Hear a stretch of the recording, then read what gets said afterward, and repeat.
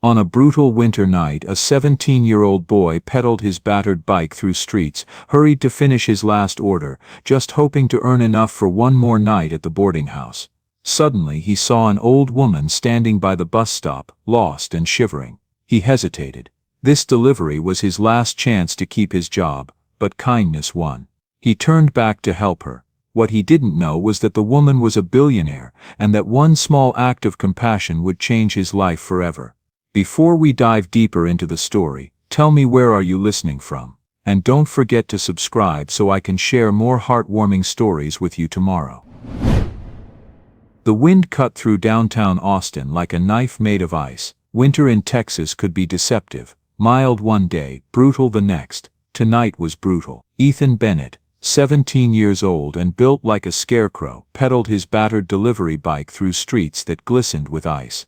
His thin jacket, the only one he owned, did almost nothing against the cold that bit through to his bones. His phone buzzed against his thigh. He did not need to look to know what it said. Mr. Rodriguez, his dispatch manager, had been sending the same message every 10 minutes for the past hour. Clock's ticking, Bennett. Don't be late again.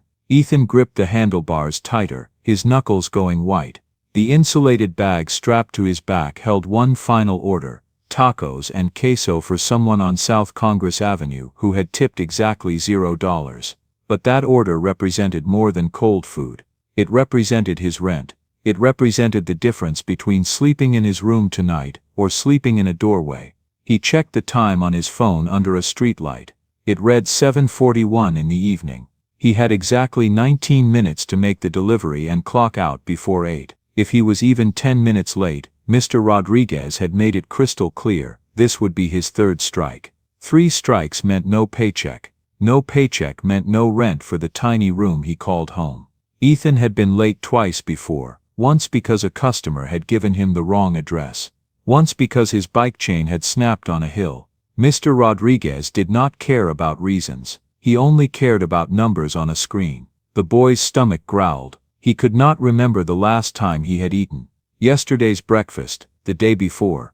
Time blurred when you were hungry. He had been living on free crackers from the convenience store where he sometimes bought his manager's cigarettes, hoping the old man behind the counter would take pity on him. Ethan had been good at school once. Better than good, he had been exceptional. His teachers at Travis High School had called him gifted. They had talked about scholarships, about the University of Texas, about a future that looked nothing like this frozen street. He had aced his advanced placement classes, scored in the 99th percentile on practice SATs, and had been planning to study pre-med. But that was before his mother got sick. Before the hospital bills piled up like snow against a door. Before he had to choose between calculus homework and her medicine. He had deferred his senior year just temporarily, he had told himself. Just until things got better. His mother had died anyway. 16 months ago, on a Tuesday morning while he had been at the grocery store buying her prescriptions. The store clerk had handed him his phone when the hospital called. He had known before they said a word. He had felt it in his chest. Now he was alone. He touched the small silver necklace beneath his collar, a simple pendant, smooth and marked, carved by hand, that had belonged to his mother. She had worn it since she was a child, the only thing she had left from before she was found and adopted. The metal was cold against his skin, but the memory behind it was warm. Completely, utterly alone in a city that did not care whether he lived or died, but he was still here. Still pedaling, still trying. The streetlights cast long shadows across the icy pavement. Ethan navigated around a patch of black ice, his back tire sliding slightly before catching traction. His phone buzzed again. He did not look. "I'm coming," he muttered to the empty street. "I'm coming." He turned onto 6th Street, taking a shortcut he knew would shave off 3 minutes. The bike's gears ground and clicked. They needed oil he could not afford. Everything about his life needed something he could not afford. That was when he saw her. At first Ethan thought she was a pile of old clothes someone had abandoned near the rusted bus shelter. Austin was full of forgotten things. But then the pile moved, and he realized it was a person, an elderly woman, thin as a wire hanger, wrapped in a coat that looked like it had been pulled from a donation bin 30 years ago. She was standing, barely, one hand gripping the shelter's pole, the other clutching a small handbag to her chest. Her shoes were the kind women wore to church in the 1950s, leather with a small heel, and they were cracked and soaked through from the slush. Ethan pedaled past, he had to. 7:43. 17 minutes left, but something made him look back. The old woman was swaying slightly, like a tree about to fall. Her lips were moving, talking to herself maybe, or praying. Her face, what he could see of it under a thin scarf, was the color of old paper. Ethan's mother's voice rose up in his memory, as clear as if she were sitting on the handlebars. "Baby, if you ever see someone alone like that, you stop, you hear me? You stop." His mother had been a nurse before she got sick. She had believed in stopping. She had believed in helping. She had believed in a lot of things that had gotten her exactly nowhere except an early grave. "I can't," Ethan whispered to the memory. "Mama, I can't," but his hands were already squeezing the brakes. The bike skidded slightly on the ice before coming to a stop. He checked the time on his phone. 7:44. 16 minutes, then he looked back at the old woman, who had now slumped against the pole, her eyes closed. "Damn it," he breathed. Ethan turned the bike around. He approached slowly, not wanting to startle her. Up close she looked even more fragile. Her hands were gnarled with arthritis, her breathing shallow and rapid. She opened her eyes when his bike tire crunched over some broken glass. "Ma'am," Ethan said softly, "are you okay?" She blinked at him, confusion swimming in her pale blue eyes. "The bus," she said, her voice thin as tissue paper. "I'm waiting for the bus." "Which bus?" Ethan asked, though part of him was screaming to get back on the bike, to finish the delivery. "The 47, she said. "To Cedar Park. My house is on Limestone Trail. Do you know it?" Ethan felt something cold settle in his stomach that had nothing to do with the weather. Cedar Park was on the far northern edge of the metro area, nearly 15 miles away. "And the number 47 bus, ma'am, the 47 doesn't run anymore. They canceled that route 4 years ago during the budget cuts." She stared at him. "That can't be right." "I'm sorry, but it is." He pulled out his phone, showed her the transit app. "See, no more 47. Her face crumpled. For a moment he thought she might cry, but she pulled herself together with visible effort. "I must have forgotten," she said quietly. "I forget things now. Do you have someone you can call, someone who can pick you up?" She fumbled with her handbag, pulled out an ancient flip phone. The screen was cracked. She stared at it for a long moment. "I'm not sure how to work this. My daughter usually, but she's away. Or maybe she moved. I can't remember." Ethan checked the time again. 7:47. 13 minutes, he should call someone. A taxi. The police maybe. Someone. But even as he thought it, he knew it was pointless. A taxi to Cedar Park would cost $40, maybe $50. The cops would take hours to respond to a non-emergency. And this woman looked like she might not survive hours. "Where did you say you lived?" he heard himself ask. "Limestone Trail. Number 214. It's a yellow house, or maybe it's tan now. I painted it once, but that was..." She trailed off, lost in some memory. Ethan looked down at his delivery bag. Then at the time on his phone. Then at the old woman, whose lips had gone slightly blue. His mother's voice again. "You stop, baby. You always stop." "Okay," Ethan said, and he wasn't sure whether he was answering his mother or the old woman or some part of himself. "I'll take you." "You will?" "Yes, ma'am. But I don't have a car, just this bike. Do you think you could sit on the back? On the cargo rack?" She looked at the bike like he had suggested she ride a dragon. "I haven't done anything like that since I was a girl. I'll go slow, I promise, and it's too cold to wait for another option." The old woman considered this. Then with surprising decisiveness, she nodded. "My name is Dorothy. Dorothy Whitfield." "Ethan Bennett." "Ma'am, let's get you home." Getting Dorothy onto the cargo rack took 5 minutes they did not have. She weighed almost nothing, but her legs would not cooperate, and Ethan had to brace the bike with one foot while helping her settle onto the metal bars. He wrapped his only blanket, a threadbare thing he used to cover deliveries, around her shoulders. "Hold on to my waist," he told her. "Tight as you can." Her grip was surprisingly strong. Ethan checked his phone one last time before they started. 8 messages from Mr. Rodriguez. The last one read, That's it, Bennett. You're done. He turned the phone off and started pedaling. The wind fought them every inch of the way. What would have been a 30-minute ride in good weather became an odyssey in the freezing February night. Ethan's legs burned. His lungs felt like they were full of broken glass, but he kept pedaling. Dorothy did not complain once. She held on, her face pressed against his back, occasionally giving directions in her thin, wavering voice.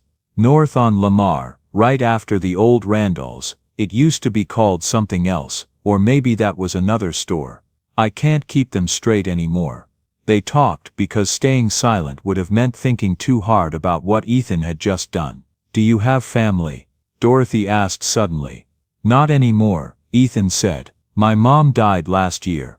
My dad left when I was 5. There's nobody else. Oh, that's sad. Her words came slowly, uncertain.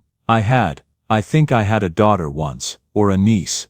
No, a daughter. Patricia, smart as a whip, wanted to be a teacher. What happened to her?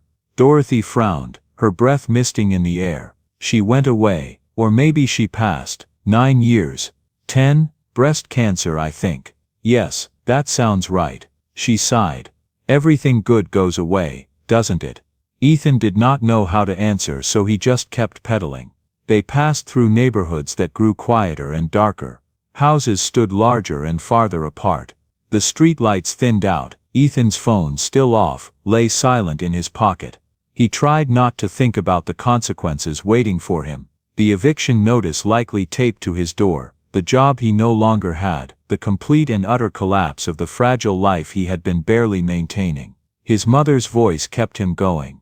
You did the right thing, baby. You always do the right thing. But the right thing was not keeping him warm. The right thing was not paying his rent.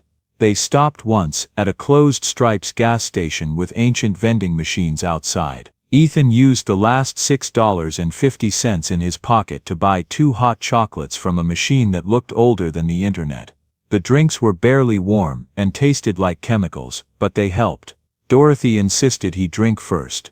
You're doing all the work, she said. You're doing the holding on, Ethan replied.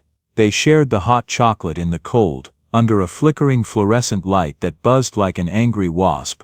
For a moment, Ethan felt something he had not felt in months, a connection to another human being. A reminder that he was not completely alone. Why are you doing this? Dorothy asked suddenly. You don't know me. You have somewhere to be, don't you?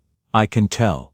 Ethan looked at her, really looked at her. She reminded him of his mother in those last weeks, fragile, lost, but still fighting to maintain dignity.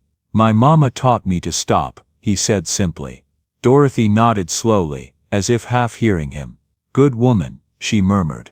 My mother used to say that too, or maybe it was my sister. Hard to remember. They got back on the bike.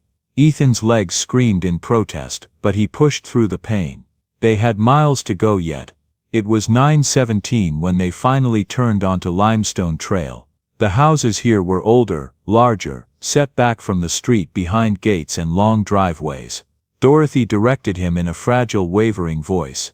Left here, no right, no yes, this way. It's home, I think. Stone house, with the lights, or maybe that was before. Ethan helped her down from the bike. Her legs nearly gave out, and he had to support her weight as they walked up the driveway. Before they reached the door, it flew open, and a woman in her 50s appeared, her face a mixture of relief and fury. Mother, where have you been? I've been calling the police, the hospitals. This young man brought me home, Dorothy said, her tone unexpectedly clear. From the bus stop, the woman, Sharon, turned her attention to Ethan. Confusion, suspicion, then gratitude, crossed her face. The bus stop? That's 12 miles from here. How did you? I gave her a ride, Ethan said. On my bike. Sharon stared at him, then at the battered delivery bike. You rode my mother 12 miles on that? In this weather? Yes, ma'am. For a long moment, no one spoke. Then Dorothy said softly, half to herself, he's a good boy, Sharon. Patricia would have liked him. Or was it Anna? I can't. Oh, never mind. Sharon's face softened slightly at the name. Come inside, she said to Ethan. Both of you. It's freezing. I can't, Ethan said. I should get back. Nonsense, you look half frozen yourself. At least come in for a moment. Warm up, I insist. But Ethan was already backing toward his bike. He did not want pity, he did not want charity. He had done what he needed to do, and now he needed to face whatever consequences waited for him in his own life. Wait, Dorothy said, fumbling in her purse. She pulled out a crumpled receipt and a pen. Her hand shook as she wrote. My number, I think this is it. Or maybe it's the old one. Call me, please, I want to thank you properly. Ethan took the paper, though he knew he would probably lose it or throw it away. You don't need to thank me, ma'am. I'm just glad you got home safe. Dorothy's cloudy eyes cleared for an instant. You did more than you know, she said. You really did. He rode away before they could stop him again, his legs protesting every rotation of the pedals. Behind him he heard Sharon's voice floating through the cold air. Who was that kid? Ethan did not hear Dorothy's answer. He was already disappearing into the darkness, pedaling toward whatever disaster awaited him. Ethan arrived back at his rooming house near Riverside at 10:23. He knew immediately that something was wrong.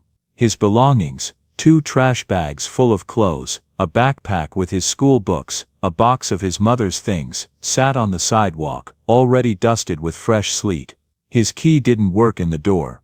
A notice was taped to the wood, rent overdue, locks changed. Call by Monday or possessions will be disposed of. Ethan stood there for a long moment, his breath making white clouds in the freezing air. Then he sat down on the steps, and put his head in his hands. He didn't cry, he was too tired to cry. Too cold, too empty. The door opened behind him. Barnes, the landlord, stood there in his bathrobe, his face hard. You got my note?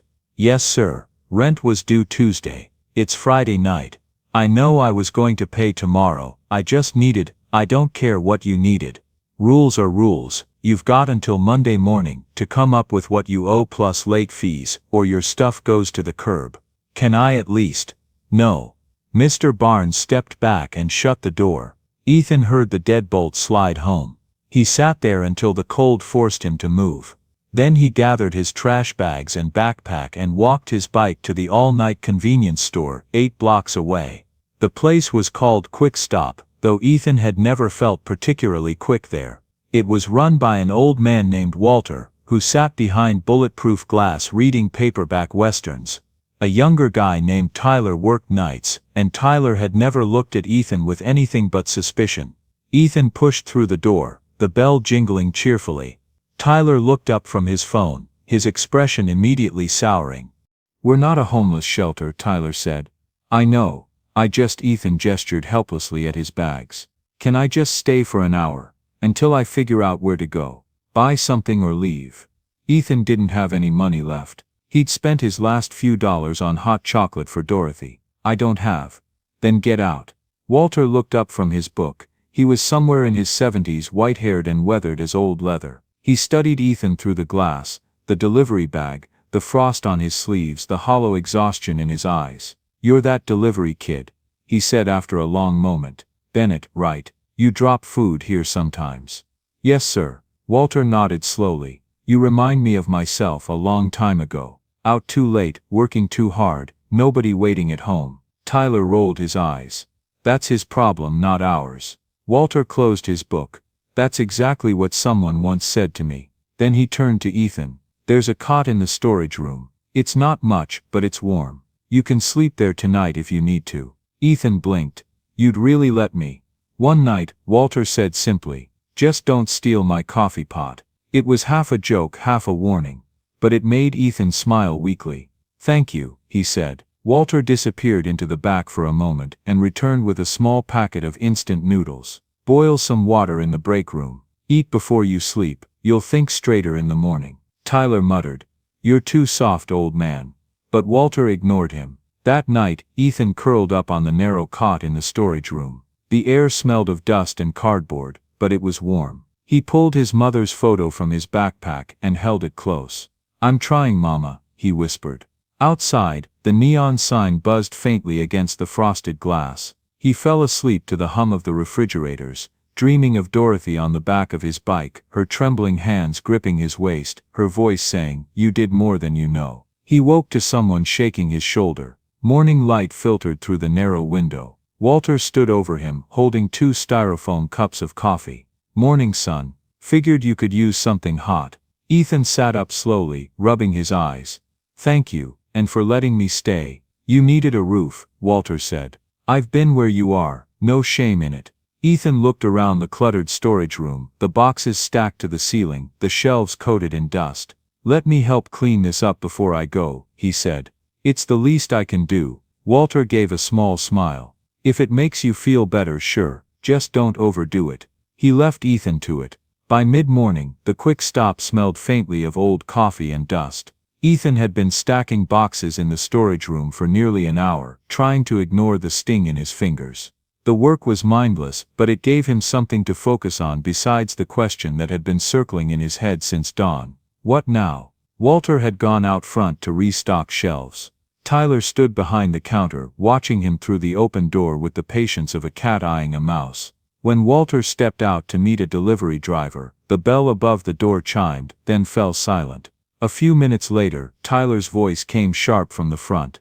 "Walter, we've got a problem." Walter came back inside, brushing sleet from his coat. "What kind of problem?" $20 is missing from the register," Tyler said. His tone was tight, rehearsed. "I counted before you left, now it's gone." Walter frowned. "Maybe you miscounted."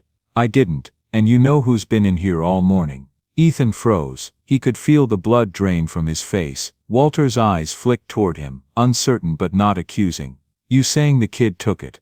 "I'm saying the math doesn't lie," Tyler said. "You really think someone sleeping in our back room for free wouldn't pocket a few bills while you weren't looking?" The words hit like a slap. Ethan felt heat rise behind his eyes. "I didn't take anything." "Then prove it," Tyler said. "Empty your pockets." "Tyler," Walter warned, "don't start this. If he's clean, then what's the problem?"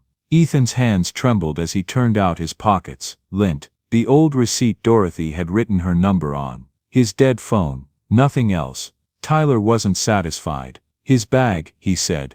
"Check his bag." Ethan swallowed hard, then unzipped the backpack and dumped it on the counter. Battered textbooks, a cracked glasses case, a photo of his mother and him, a faded acceptance letter from UT Austin. His whole life, laid bare and worthless on the counter. "That's everything," he said quietly. Walter looked down at the pile, then at Ethan. His voice softened. "That's enough." "No," Tyler snapped. "Money doesn't just disappear. You want to believe a sob story, go ahead. But don't make me the fool here." He turned toward the small security monitor, mounted behind the counter, the one that displayed the grainy feed from the store's corner camera. "I'll pull the footage. You forget.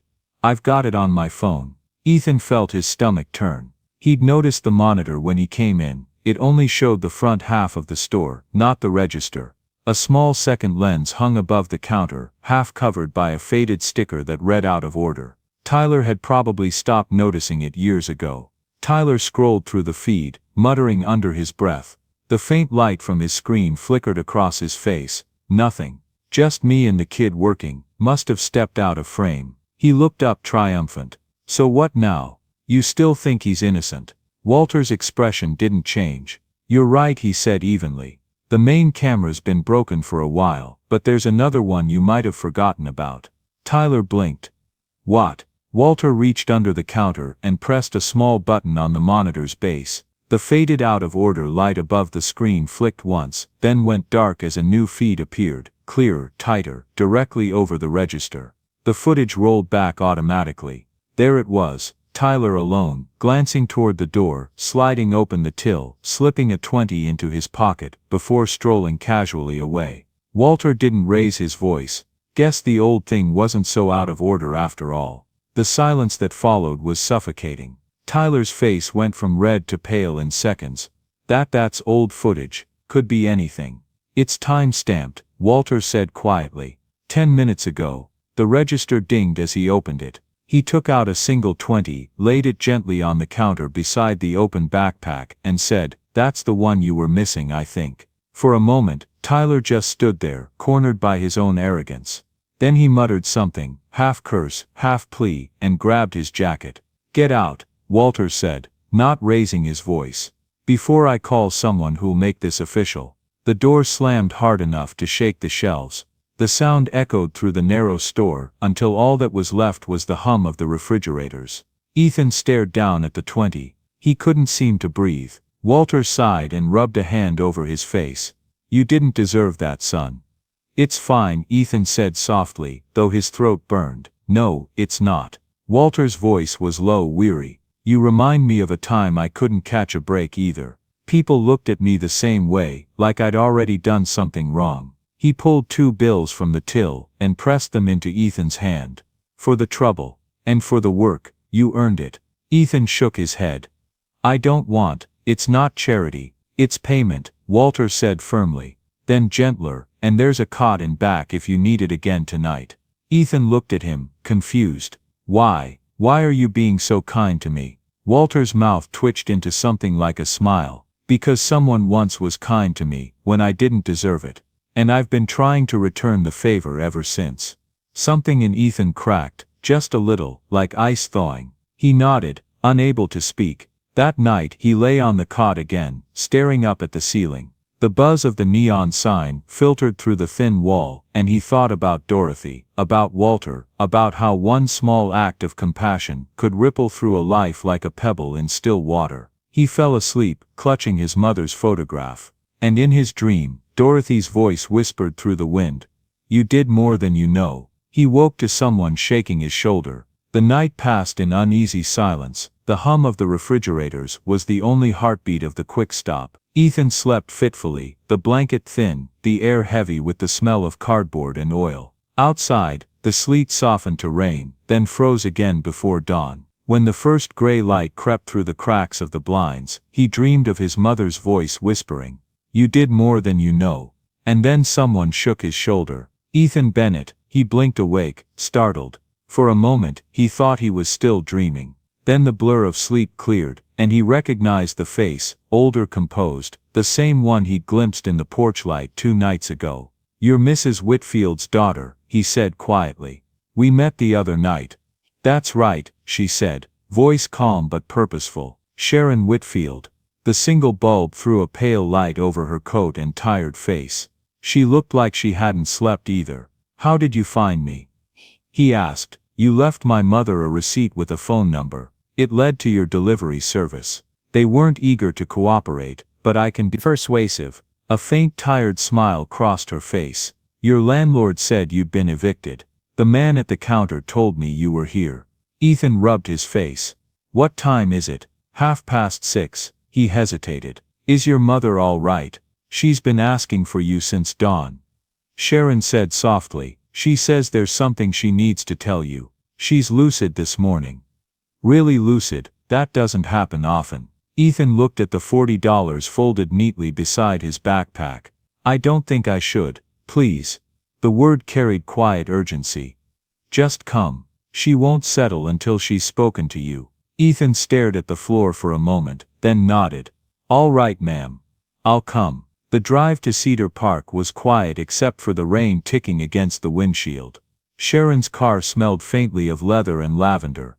Ethan watched the streets glide past, people hurrying to work, the city shaking off sleep. He wondered how many of them knew how lucky they were just to have a place to be.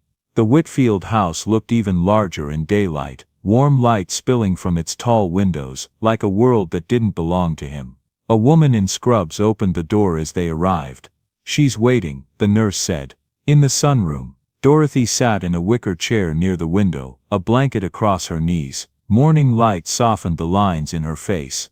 When she saw Ethan, her eyes brightened with recognition. There you are, she said warmly.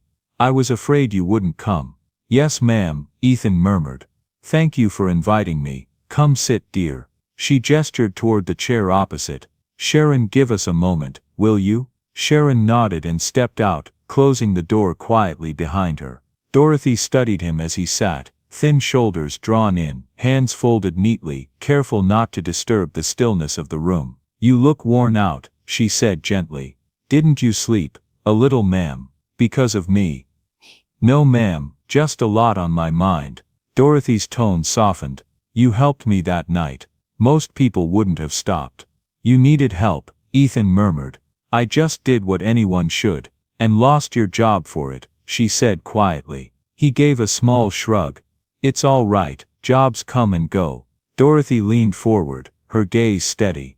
Why did you stop, Ethan? Be honest. Ethan hesitated, voice low. My mother always said you don't ride past someone who looks like they've been forgotten. She had this friend, Miss Carroll, who got sick years ago. Nobody visited her anymore, so my mom would stop by after work, even when she was dead tired. She said kindness didn't need to be convenient to matter. He paused, a faint memory brushed past, his mother's hand on his hair, the scent of antiseptic clinging to her sleeve, the soft hum she made when she was too tired to talk. When I saw you there that night, he said quietly. I thought about her. I couldn't just leave. Dorothy smiled, fragile but genuine. Your mother sounds like someone I would have liked to know. She would have liked you too, Ethan said softly. You remind me of her in some ways. The quiet that followed wasn't awkward, it felt shared, understood. Then Dorothy reached for a folder beside her. Her fingers trembled slightly, but her voice stayed calm. I asked Sharon to learn a little about you. I hope you don't mind. No ma'am. You're 17. You were an excellent student, top marks, advanced classes, scholarship recommendations. You left school to care for your mother. After she passed, you've been doing your best to get by. Ethan nodded faintly. I just did what I had to. And now, Dorothy said gently, you can do something more. You can stay here. Ethan looked up, startled. Stay here. Yes, this house has too many empty rooms and not enough laughter. You can have one, finish school, get back on your feet. If you'll let me help. He shook his head quickly, flustered. That's thank you ma'am, truly, but I couldn't. I didn't do enough to deserve something like that. Dorothy smiled, weary but radiant. You did exactly enough. You stopped. Ethan looked down, his throat tight. I just did what she would have wanted me to. Dorothy nodded softly, and that's why it matters. She looked down at the folder beside her, fingertips brushing its edge. I've been thinking, I want to start something. A foundation. To help young people like you, those who are trying but invisible. I can fund it, but I need someone who understands what it means to be on the edge. Someone honest. Someone kind. Ethan shook his head slightly, voice barely above a whisper. I don't think I'm the right person ma'am. I've never done anything important. Kindness is important, Dorothy said. And you have that. You'll learn the rest. He hesitated. Why me? Dorothy's gaze softened, distant. Because you remind me of someone I once knew. My closest friend, long ago. She had your eyes, the same way of seeing the good in people, even when the world gave her no reason to. She passed years ago, but she used to say the same thing you just did. Kindness doesn't have to be convenient. Ethan's eyes stung. He swallowed hard, unable to meet her gaze. I don't know what to say. Then don't, Dorothy said kindly. Just think about it. You don't have to decide today. After a moment, Ethan nodded, his voice unsteady. If you really think I can help, ma'am, I'd like to try. Dorothy's smile deepened. I know you can. She reached out, her frail hand warm against his. Welcome home, Ethan Bennett. Ethan left the Whitfield house that afternoon, with a strange quiet in his chest. The air smelled of wet cedar and new beginnings. Before he did anything else, he took the bus back toward Riverside. The Quick Stop's neon sign buzzed weakly against the gray sky. Walter was there as always, behind the counter with his paperback western. When the bell jingled, he looked up. Kid, Walter said, eyes crinkling. Didn't expect to see you again so soon. Ethan smiled, a little shy. I just wanted to say thank you, for last night, for letting me stay, for believing me when you didn't have to. Did things work out? Ethan nodded, better than I ever thought they could. Walter studied him for a moment, then gave a small knowing grin. Good. Sometimes the world surprises us. Huh? Ethan helped straighten a few boxes near the counter, more out of gratitude than duty, then shouldered his worn backpack. You were right, Mr. Walter. Sometimes being kind really does come back around. Keep paying it forward, son. Ethan smiled again, the kind that hurt in his chest, because it felt real. Then he walked back out into the cold. His few possessions fit easily into the battered backpack. He held the small silver necklace, his mother's, tight in his palm, as he waited for the bus back to Cedar Park. The metal was cold, but the memory it carried was warm. For the first time in a long while, Ethan felt like the road ahead wasn't just survival, it was possibility. He watched the skyline shrink behind him, whispering under his breath, "I'll make it matter, Mama." The first 3 months were the happiest Ethan had known since before his mother got sick. He had his own room, a beautiful space with a real bed, a desk, bookshelves and windows that looked out over the hill country landscape. Dorothy hired tutors, and Ethan threw himself back into his studies with desperate intensity. It felt like coming back to life after drowning. At first, the lessons were harder than he'd expected. Numbers that once came easily now slipped away, and sentences tangled when he tried to read aloud. His hands cramped from writing, his mind, unused to stillness, kept wandering to worries he could no longer fix. There were days when he wanted to give up, to tell Dorothy he wasn't the person she thought he was. But every morning, she asked what he'd learned, and every evening she listened to his halting answers as though they mattered. "Mistakes mean you're trying," she said once, when he grew frustrated over a failed test. Sharon, who had been silent at first, began leaving small notes in the margins of his worksheets. "Good start, try again here."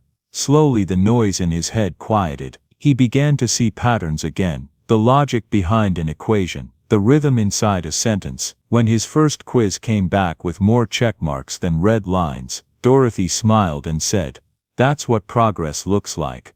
Ethan didn't know whether she meant the paper or him. The Lone Star Light Foundation took shape slowly. Dorothy's lucid days were unpredictable, but on her good days, she was sharp as ever.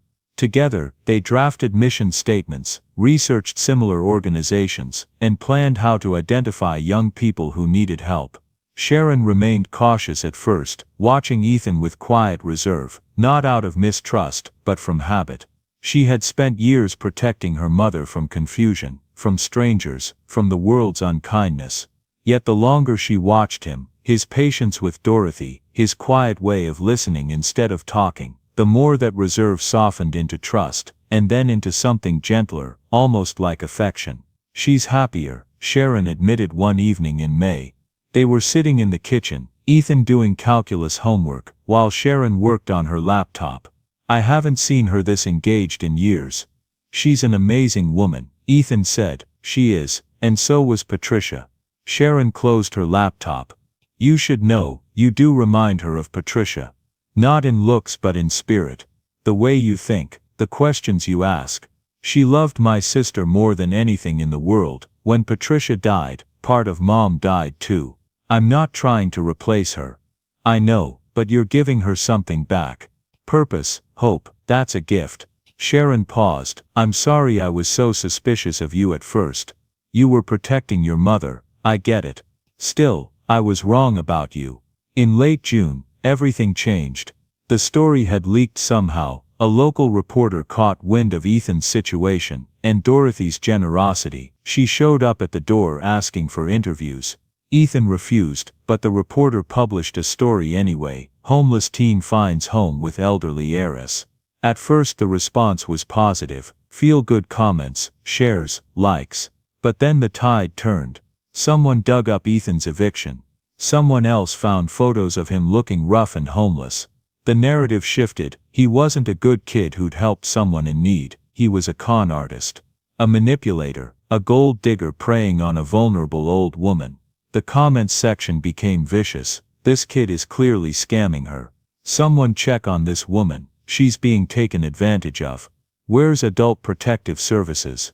He probably planned the whole thing. Ethan tried to ignore it, but it was everywhere. Someone created a hashtag #SaveDorothy. There were think pieces about elder abuse. Reddit threads dissecting every detail of his life. Then Tyler, fired from Quickstop, apparently nursing a grudge, posted a video. It was edited cleverly, making it look like Ethan had been the one caught stealing. "This is who Dorothy Whitfield is trusting with her money." Tyler wrote, "A thief. I have proof." The video went viral. Ethan stopped going outside. He stopped looking at his phone. He threw himself into his studies and tried to pretend the world outside didn't exist. Dorothy, in one of her clear moments, found him sitting alone in the garden. "Let them talk," she said simply. "The truth is what we know, let them believe whatever they want." But the attacks escalated. Someone spray-painted "con artist" on the fence. Someone else sent threatening emails. Sharon hired security. Then on a humid Monday in July, salvation came from an unexpected source. Walter, the old man from Quick Stop, posted his own video. It showed clear footage of Tyler pocketing money from the register. "I've been silent because I hoped this would blow over," Walter's caption read. "But I won't let a good kid's reputation be destroyed by a liar. Here's the truth about Ethan Bennett. He's honest, hard-working and kind. Tyler is the thief, not Ethan." The video spread as fast as Tyler's had. The narrative shifted again, this time in Ethan's favor. News outlets picked it up. The comments sections filled with apologies and praise. But the damage had been done. Ethan felt exposed, vulnerable in a way he'd never felt before. Dorothy noticed. "This is the price of doing good publicly," she told him. "People want to tear down what they don't understand. But we're not doing this for them. We're doing it because it matters." "Maybe I should leave," Ethan said quietly. "Let things calm down." "Absolutely not. You're family now. Family doesn't abandon each other when things get hard." The foundation officially launched in September. They hosted a small event, nothing fancy, just Dorothy, Ethan, Sharon, and a handful of other supporters at a community center in Round Rock. Dorothy gave a short speech about Patricia, about loss, about the importance of helping young people find their way. Ethan stood beside her, uncomfortable in a borrowed suit, but proud. When the applause faded, Dorothy reached for his hand. "You look just like her," she murmured. "Like who?" Ethan asked, but she only smiled vaguely, the thought already slipping away. By December they'd helped 9 young people, kids like Ethan who'd fallen through the cracks. They provided housing assistance, tutoring, job training, whatever was needed. Dorothy's health was declining visibly now. The lucid days were fewer, but she smiled whenever Ethan was near. One afternoon, while Ethan was helping her button her cardigan, the small silver pendant slipped from under his collar. Dorothy's hand froze mid-air. "That necklace," she whispered. Ethan looked down. "It was my mother's. She said she'd had it since she was little." Dorothy reached out, her trembling fingers brushing the charm's smooth face. "Where did she get it?" "She never said much," Ethan murmured, "only that it was the one thing she kept from before she was adopted." Dorothy's eyes widened, the fog lifting for the first time in weeks. "Adopted? Anna?" Her voice shook. "Anna Evelyn Bennett? My mother's name was Anna," Ethan said slowly. "But she never used a middle name." Dorothy's breath caught. "Then it's true," she whispered. "That necklace, it belonged to Evelyn's little girl. Evelyn Whitfield, my best friend in all the world. We grew up together, raised our families side by side. When the hurricane hit, she and her husband were lost in the flood. Their baby girl vanished in the evacuation. We searched for years." Her eyes filled. "I thought she was gone forever." Sharon, drawn by her mother's raised voice, appeared in the doorway. "Mom?" Dorothy turned to her, tears bright in her faded eyes. "Sharon, the necklace, it's Evelyn's. Don't you see? This boy's mother was Evelyn's daughter. Her little Anna, her family." Sharon stared at the pendant, her voice barely above a whisper. "That can't be." But Dorothy only smiled through her tears. "She made 2 of them before she left, one for herself, one for her baby. I remember watching her carve the mark on the back." Sharon's hand went to her mouth. "So Ethan, he's not a stranger," Dorothy said softly. "He's family, what's left of Evelyn's line." When Dorothy drifted back into sleep, Sharon led Ethan to the kitchen. She poured tea. Neither of them drank. Sharon led Ethan into the kitchen. Neither spoke for a while. Finally, Sharon said quietly, "Mom always talked about Evelyn Whitfield. She told me stories about her every week. How they used to volunteer together, how Evelyn used to braid her hair before dances. I thought it was just dementia. She'd call out for Evelyn in her sleep." She looked at Ethan, eyes wet. I never imagined you'd walk in carrying her granddaughter's necklace. Ethan traced the pendant with his thumb. My mother never knew where it came from. She said it was her first memory, someone pressing it into her hand before everything went dark. Sharon smiled faintly. Then I guess some part of Evelyn kept her promise. She always told Mom, if anything happens I'll make sure you're never alone. She reached across the table and squeezed his hand. You didn't just save her life that night, Ethan, you brought her best friend home. For a long time neither of them spoke. The rain tapped softly against the windows and somewhere down the hall Dorothy murmured Evelyn's name again in her sleep. Sharon rose and checked on her mother, then returned with a small tired smile. She's peaceful, Sharon whispered. It's like she's finally stopped searching. Ethan looked toward the doorway, where the lamplight from the hall spilled over the edge of Dorothy's quilt. Maybe she found what she was looking for, he said. In the weeks that followed, Dorothy drifted in and out of lucidity. On her good days she sat with Ethan in the sunroom, telling stories about the war years, about Evelyn, about the tiny church they'd once rebuilt with their own hands. Sometimes she'd forget mid-sentence, and Ethan would gently guide her back, finishing what she'd meant to say. Sharon often found them that way. 2 generations apart, sharing tea and silence, as if time had folded in on itself. Spring slipped quietly into summer. Dorothy's strength waned, but her calm deepened. She'd ask after Ethan's studies, after the foundation plans they'd started sketching together. And every time he left the room she'd whisper, "You remind me of her." One night she clasped his hand and said, "Tell Evelyn, if you ever see her again tell her I kept my promise. I never let the light go out." Ethan nodded, unable to speak. Dorothy Whitfield died on a Tuesday morning in late June. She went peacefully in her sleep, holding the thin blanket Ethan had wrapped around her shoulders that first night, exactly 16 months earlier. Sharon found her, called Ethan, and they sat together beside her bed, 2 people who had lost the same woman in different ways and loved her in the same one. The funeral was large. Dorothy had been a pillar of Austin's philanthropic community for decades, and everyone came to pay respects. But Ethan noticed that most of them had never visited while she was alive, never called, never checked on her. Sharon asked Ethan to give the eulogy. "You knew her heart at the end," she said softly. "You should be the one to speak." Ethan stood at the podium at the funeral home in Cedar Park, looking out at hundreds of faces, and talked about the night he'd met Dorothy, about the choice he'd made, about the 16 months that followed. "Dorothy Whitfield taught me that family isn't just the people you're born to," he said. "It's the people who refuse to abandon you. The people who choose you. She chose me when I was a stranger. She chose me when the world called me a fraud. She chose me every single day. And in choosing me she taught me how to choose others." The Lone Star Light Foundation exists because Dorothy understood that one moment of kindness can change everything.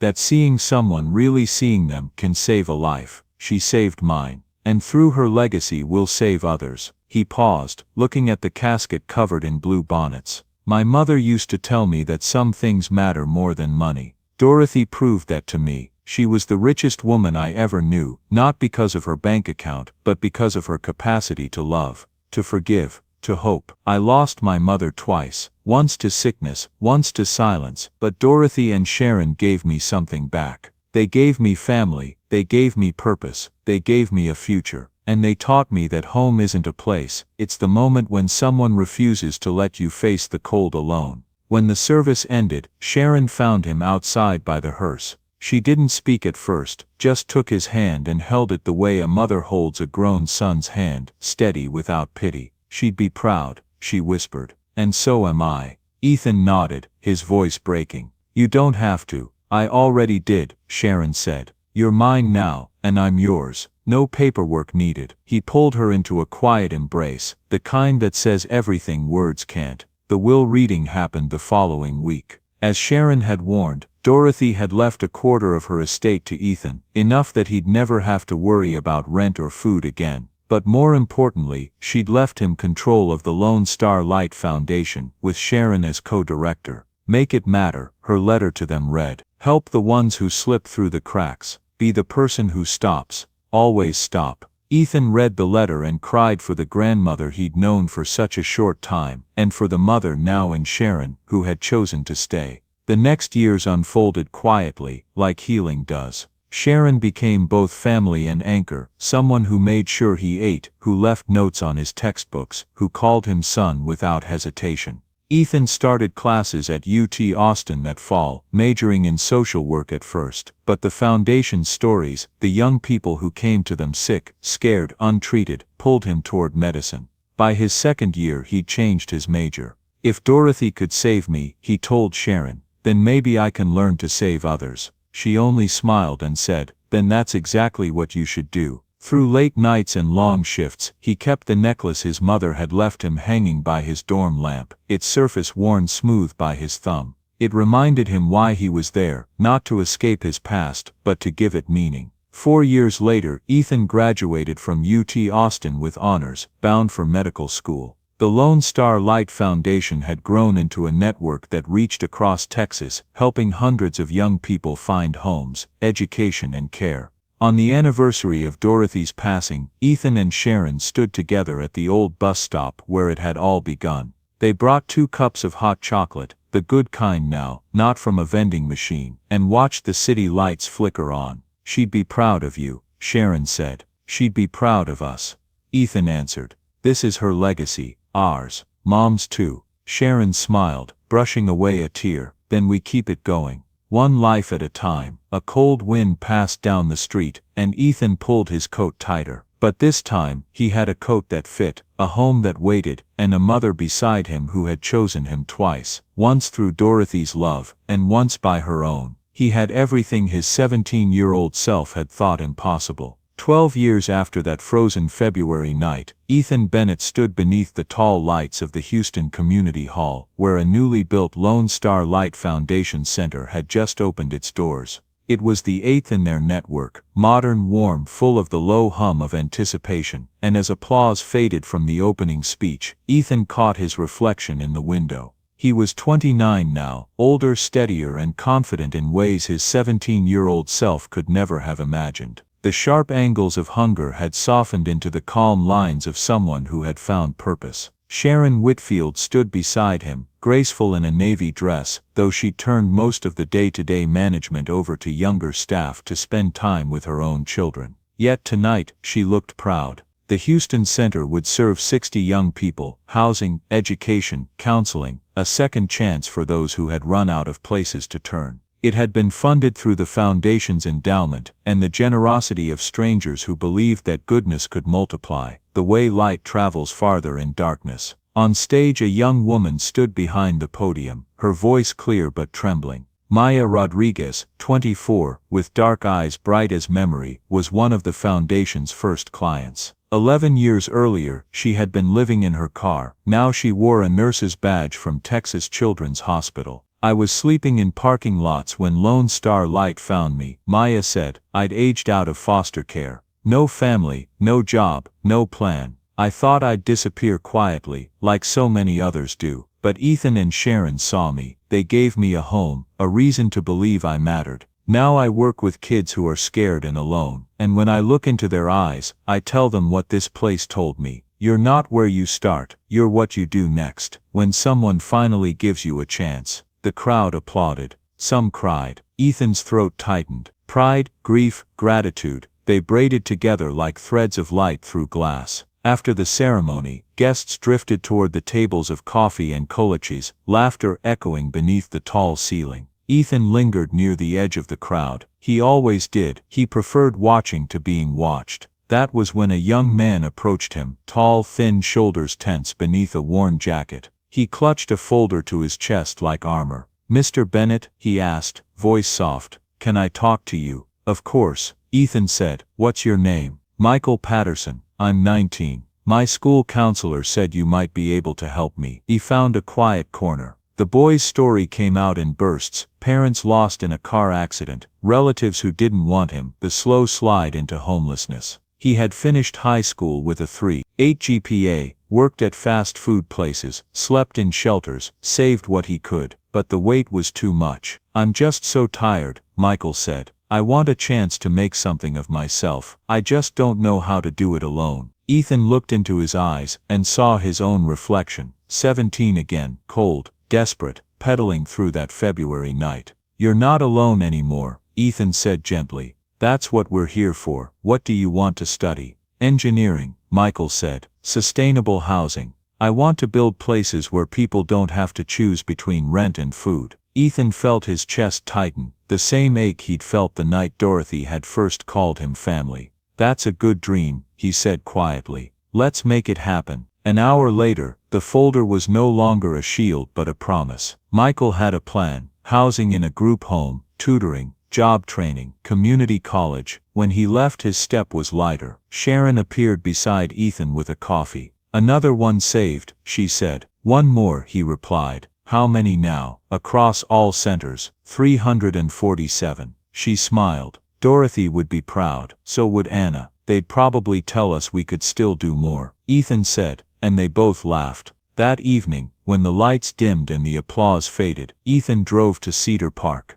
The old Whitfield house had been donated years ago, turned into a home for young mothers and their children. The laughter that spilled from its windows was the sound Dorothy had once prayed for. But Ethan kept driving to the quiet rows of Memorial Park Cemetery, where Dorothy lay beside Patricia, and since 2 years ago, beside Anna. When he had finally earned enough, he'd arranged to move his mother's ashes from the city's public grave. Next to them stood a smaller headstone he'd placed himself, carved simply with the names Evelyn and Thomas Whitfield, Dorothy's oldest friends, whose lives had been lost to time but whose family had at last been found. Beneath the wide Texas sky, 4 generations of love and memory rested together. The wind moved softly through the oaks, as if whispering welcome home. Ethan set blue bonnets for Dorothy and white roses for Anna. He knelt, brushed dew from the stone, and spoke softly. "Hey Grandma, hey Mama, big day today. The new center's beautiful, you'd love it.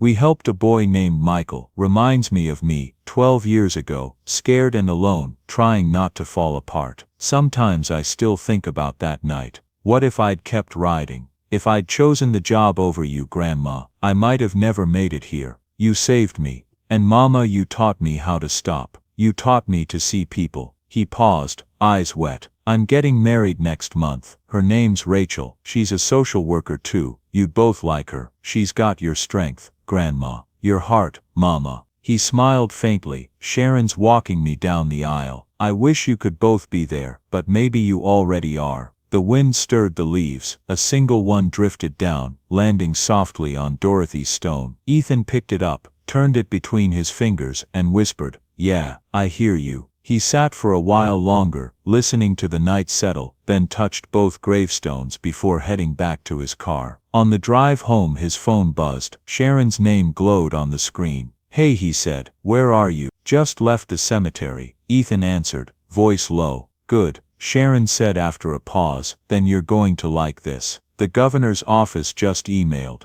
They want to give Lone Star Light a community service award, big ceremony, media, the whole deal." Ethan smiled faintly. "That's something. They're renaming it too," she added, her voice catching. "The Dorothy Whitfield Legacy Award." Ethan stared out the windshield, the highway lights blurring. "She'd hate the attention. She'd love that it helps the cause," Sharon said gently. "You know she would." "Yeah," he murmured. "You're right." There was a long silence, comfortable, full of shared memory. "Ethan," Sharon said at last. "Yeah, we did good," she whispered. "You, me, Mom, Anna, we built something that matters." Ethan swallowed. "We did," he said. "And we're not done yet." "Not even close," Sharon replied, and he could hear her smile through the static. Ethan drove on through the Houston night. 12 years earlier, he'd pedaled these streets freezing and hungry. Now he drove home to warmth, to love, to purpose, all because he'd stopped. His mother had been right, some things mattered more than money. Dorothy had been right too, goodness returns, just not in the ways you expect. The Lone Star Light was spreading, farther and brighter, touching lives he'd never meet, and it would never go out. 23 years later, the 15th Lone Star Light Foundation Center opened under a cloudless Dallas sky. The building gleamed with glass and pale brick, sunlight glancing off the engraved bronze plaque above the door. The Dorothy and Anna Whitfield Center for Youth. Ethan Bennett stood on the stage, 50 now, silver streaking his hair. Rachel sat in the front row with their 3 teenage children, 2 daughters and a son, all adopted from the foster system. Their laughter drifted like the echo of something once lost and found again. The new center could house 120 young people, the largest they'd ever built. But what tightened Ethan's throat wasn't the scale, it was the man standing beside him at the podium. Michael Patterson, 42, a celebrated architect specializing in sustainable housing, had designed the building himself, refusing payment. His hair was threaded with gray, his eyes still bright with that same spark Ethan had seen in Houston decades ago. "When Ethan found me 23 years ago," Michael said into the microphone, "I was sleeping in shelters, ready to give up. He didn't just hand me money or a bed, he gave me belief that I mattered, that my dreams were valid, that someone cared whether I lived or not. I designed this place to feel like a home, not an institution. Because that's what Lone Star Light gave me, not charity, but family." That's Dorothy Whitfield's legacy, that's Anna Bennett's legacy, that's Ethan's gift. And it's what we'll keep giving to everyone who walks through these doors. Applause thundered through the hall. Ethan blinked hard. Pride and love swelled until he thought his chest might crack. After the ceremony, as visitors explored the bright new classrooms and dorms, Ethan lingered near the entrance, gazing at a bronze plaque, Dorothy Whitfield, Anna Bennett. They stopped, they cared, they lit the way. Rachel came to stand beside him. "You okay?" she asked. "Just thinking about them," he said. "About how one act of kindness became all of this." He gestured toward the laughter echoing in the halls. "Dorothy would be 99 now. Mama would be 65. I wonder what they'd think." "They'd think you did exactly what they taught you," Rachel said. "You stopped, you helped, you made it matter." Ethan smiled faintly. "That's all I ever wanted." Then from across the lobby he saw her, a thin teenage girl, maybe 16, clutching a backpack that looked far too light. Her eyes were wide and tired, the look of someone balancing on the edge of vanishing. Ethan excused himself and crossed the room. "Hi," he said gently. "I'm Ethan. Welcome to Lone Star Light. Is this your first time here?" She nodded, silent. "Do you need anything?"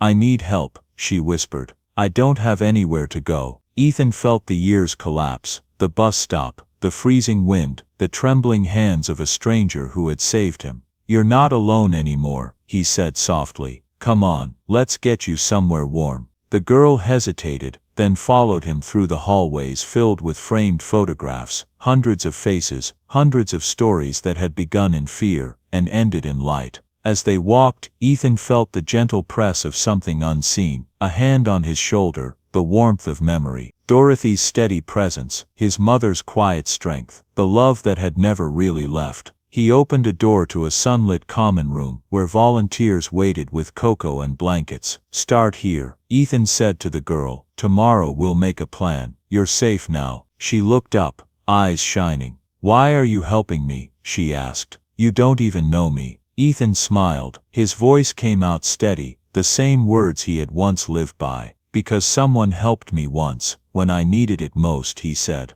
"And because you matter. You always did." The girl nodded, a flicker of something, maybe hope, crossing her face. Ethan watched her sit with the volunteers, the steam from the cocoa curling upward like a prayer. He turned toward the window. Outside, dusk was falling over Texas, the sky brushed in pale orange. He thought of the night that had started it all, the cold, the hunger, the decision to stop. One small act that had rippled outward for decades. Home wasn't a place, it was the moment someone refused to let you face the cold alone, and that moment was eternal. The Lone Star Light spread on, touching life after life, generation after generation, and it would never ever go out. Join us to share meaningful stories by hitting the like and subscribe buttons. Don't forget to turn on the notification bell to start your day with profound lessons and heartfelt empathy.